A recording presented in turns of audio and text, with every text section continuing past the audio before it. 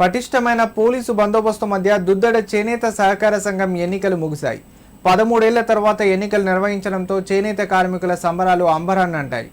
ఏళ్ల తరబడి చేనేత కార్మికుల శ్రమదోపిడికి కారకులైన వారి చిట్టాను బయటపెట్టి నూతన సభ్యులతో పారిశ్రామిక సహకార సంఘాన్ని అభివృద్ధి చేస్తామని నూతన చైర్మన్ వడ్లకొండ శ్రీనివాస్ ధీమా వ్యక్తం చేశారు.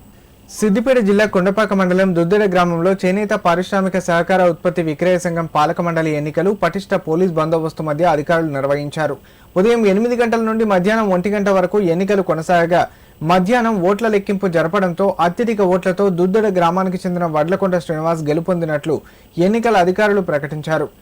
ఓట్ల లెక్కింపు అనంతరం చైర్మన్ పాలక మండలి సభ్యులకు శుభాకాంక్షలు తెలియజేయగా నేతన్నలు బాణసంచా కాలుస్తూ బ్యాండ్ మేళాలతో గ్రామంలోని వీధుల గుండా భారీ ర్యాలీని నిర్వహించారు. ఈ సందర్భంగా చైర్మన్ పాలక మండలి సభ్యులు మీడియాతో మాట్లాడారు. 13 ఏళ్ల తర్వాత ఎన్నికలు నిర్వహించడం ఆనందంగా ఉందన్నారు. దుద్దెడ చేనేత సహకార సంఘం ఎన్నికల్లో మొత్తం 9 గ్రామాలకు 147 సభ్యులుగాను 133 మంది ఓటు హక్కును వినియోగించుకున్నారు.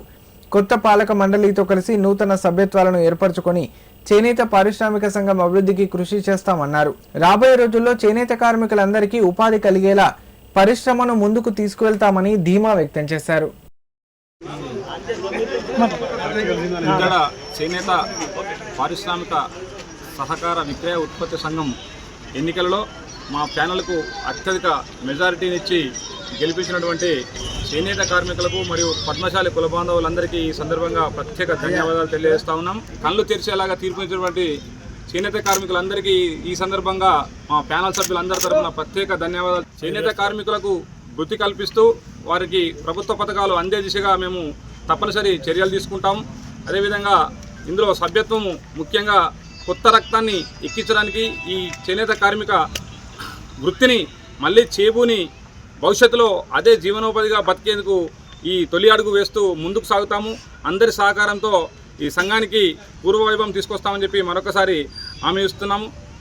గత పాలకులు చేసినటువంటి అవినీతిని కూడా తప్పకుండా బట్టబయలు చేసి వారికి చట్టపరంగా ఏవైతే శిక్ష ఉందో అవి వేయడానికి మేమందరం కూడా కలిసికట్టుగా ముందుకు సాగుతామని చెప్పి ఈ సందర్భంగా తెలియజేస్తూ మాకు సహకరించినటువంటి అందరికీ మరియు ఈ 10 రోజుల నుండి అహర్నిశలు కష్టపడి మా విజయానికి వెన్నుదన్నుగా నిలిచినటువంటి మా కుల బాంధవులందరికీ శిరస్సు వంచి ప్రత్యేక ధన్యవాదాలు తెలియజేస్తున్నాను.